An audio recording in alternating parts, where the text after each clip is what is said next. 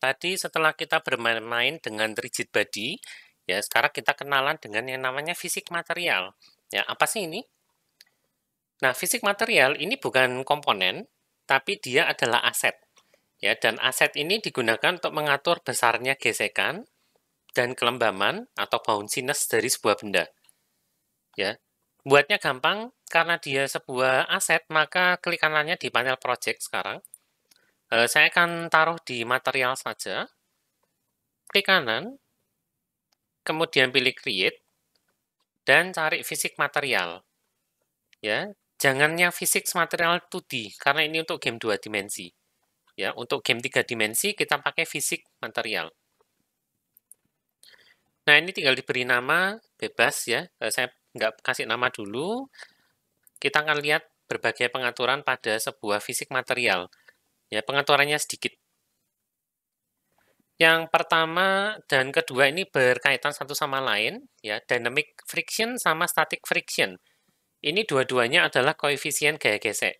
Yang satunya dinamis, yang satunya statis. Ya, nanti silakan dibuka-buka lagi catatan fisikanya atau bisa cari tutorial tentang apa itu gaya gesek dinamis dan statis ya. Ya, intinya secara ringkas di sini dynamic friction itu digunakan waktu bendanya sudah bergerak. Kalau static friction digunakan bendanya masih diam untuk menentukan apakah benda itu akan bergerak kalau dikenakan gaya. Nah, dua-duanya itu nilainya dari 0 sampai 1.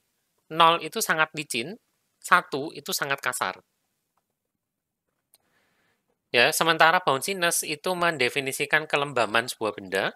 0 itu berarti bendanya sangat tidak lembam, tidak akan memantul saat menabrak sesuatu. Kalau 1 itu bendanya lembam secara sempurna. Kita tes ya sebelum melihat dua setting yang lain, friction combine sama bounce combine. Ya, dan sedikit catatan, ya, untuk NVIDIA Physics ini lebih mengutamakan performance dan stabilitas dari simulasi fisika, sehingga hasilnya itu mungkin sedikit tidak tepat dengan perhitungan fisika yang sebetulnya. Ya, nanti ada contoh yang akan kita coba bersama. Di sini dinyatakan bahwa benda dengan kelembaman 1 yang jatuh di atas benda lain dengan kelembaman yang sama, yaitu 1, itu akan memantul lebih tinggi dari posisi sebelumnya. Secara teoritis, secara teori fisika, ini tidak mungkin terjadi. Coba tanyakan guru fisika atau teman-teman kalian yang paham tentang teori fisika ya. Oke, ini langsung join, maka mari kita coba-coba. Yang pertama terkait statik sama dynamic friction dulu ya. Oke, saya akan hapus. Lalu saya akan buatkan sebuah plane. Ya, ini mensimulasikan lantai. Saya kasih skala agak besar sedikit. Misalnya sekian. Lalu ada sebuah kubus dengan sebuah rigid body tentu saja. Ya, saya akan letakkan kubusnya di sini kira-kira Y-nya setengah harusnya. Ya, jadi ini posisinya persis gesek dengan si lantai. Ya, tapi si lantainya ini akan saya bikin licin banget. S.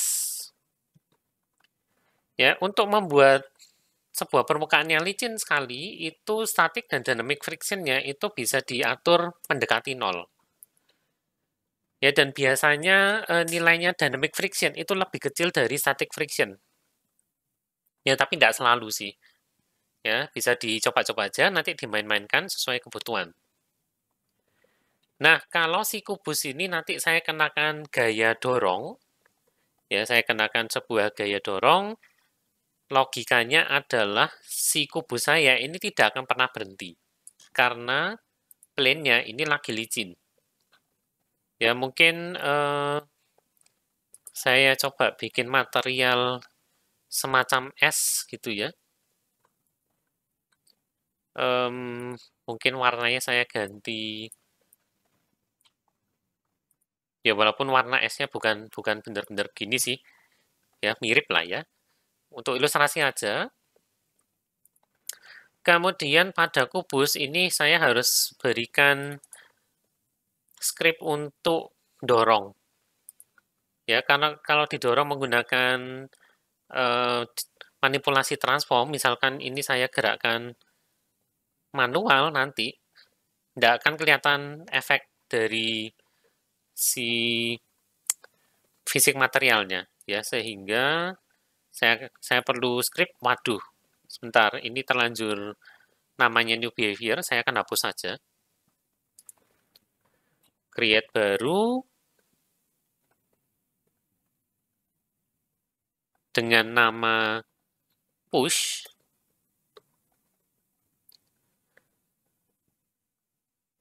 Ya, lalu saya pasang ke kubus. Edit. Saya akan definisikan sebuah vektor 3 untuk force, ya, dorongnya ke arah mana. Lalu ada rigid body seperti biasa, rigid body RB. Di sini get komponen, rigid body seperti biasa.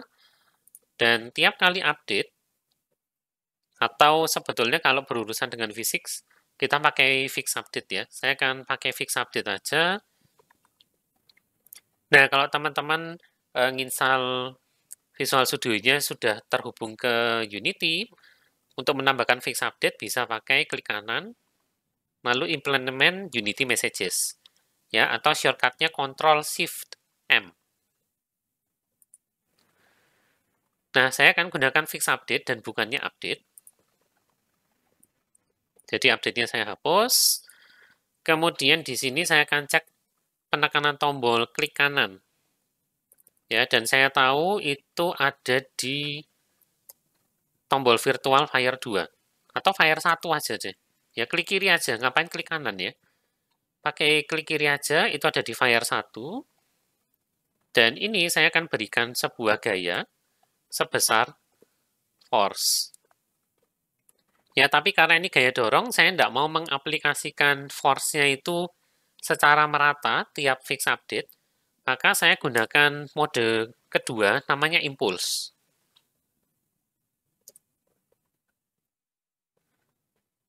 Nah, seperti ini. Kemudian saya akan pindah ke kubusnya. Saya berikan gaya dorong yang agak besar karena untuk impuls ini dia memperhatikan massa. Ya, sehingga kalau massanya 1, supaya dia bisa didorong, ini kita sebetulnya harus melakukan perhitungan fisika dulu ya. Tapi saya tidak akan memusingkan teman-teman dengan perhitungan fisika aslinya. Ya, yang bisa boleh coba hitung, tapi karena koefisien gaya geseknya itu 0, saya bisa berharap bahwa dengan gaya hanya sebesar 10, itu dia kedorong ke kanan. Ya, mari kita tes hipotesis saya, apakah itu betul atau enggak. Ya, saya klik kiri. Ke rotate enggak karuan. Oke, saya matikan rotasinya dulu, freeze rotation X, Y, Z.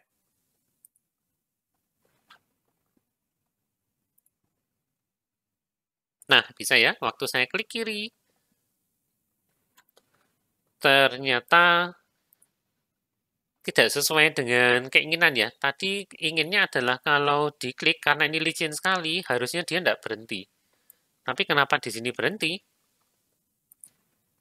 Nah, itu terjadi karena sebetulnya Unity itu menggunakan dua buah koefisien. Ya, ketika dua buah rigid body bergesekan, maka dia akan menggunakan dua buah koefisien tersebut, lalu akan menghitung kombinasi dari keduanya.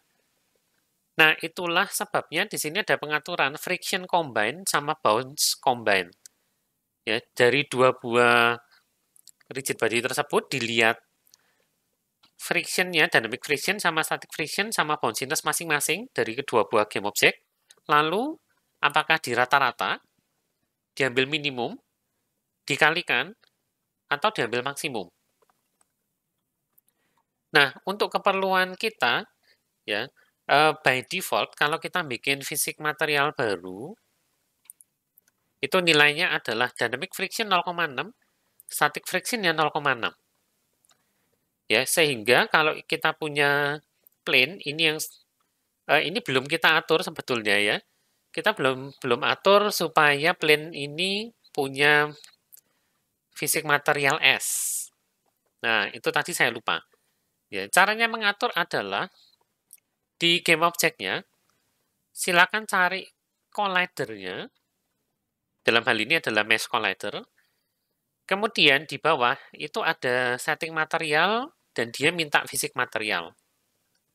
Nah, ini silakan di drag and drop dulu. Ya, ini tadi saya lupa melakukan ini. Jadi sebetulnya interaksi yang terjadi antara kubus dan plane yang tadi terjadi itu semuanya default. Ya, dan ini saya lebarkan lagi aja ya. Saya akan lebarkan lagi ke sini. Main kameranya saya samain aja. Align with view. Walaupun masih tidak kelihatan. Amati di panel scene ya. Oke, klik. Loh, masih berhenti.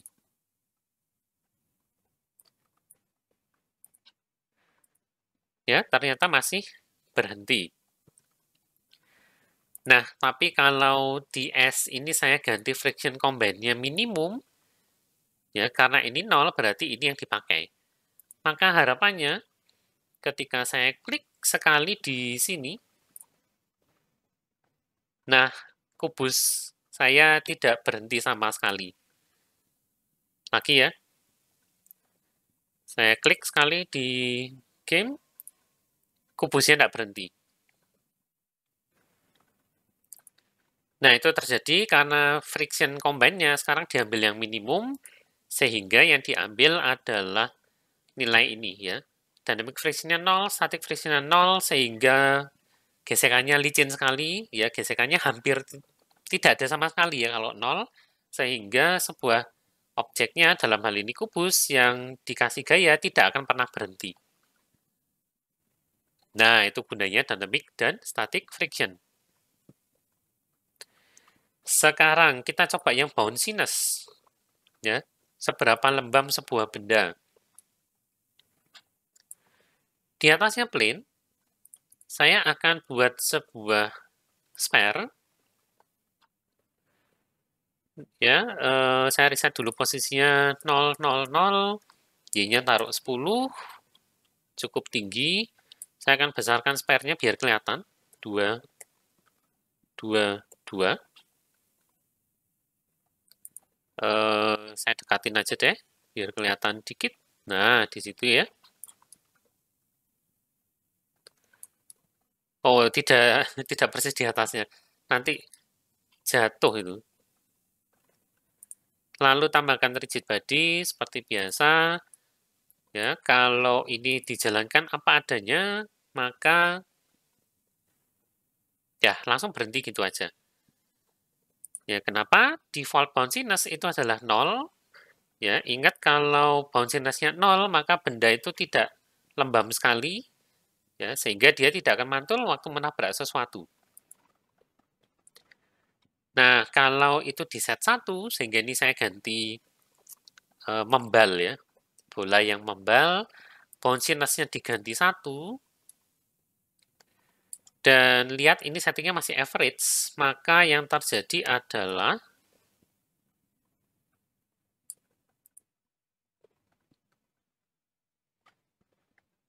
nah, langsung jatuh. Ya, tapi misalkan ini saya ambil yang maksimum,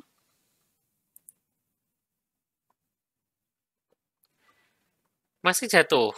Ya, sekali lagi, jangan lupa ya, kalau mau pakai fisik material, itu harus di-apply dulu ke collider.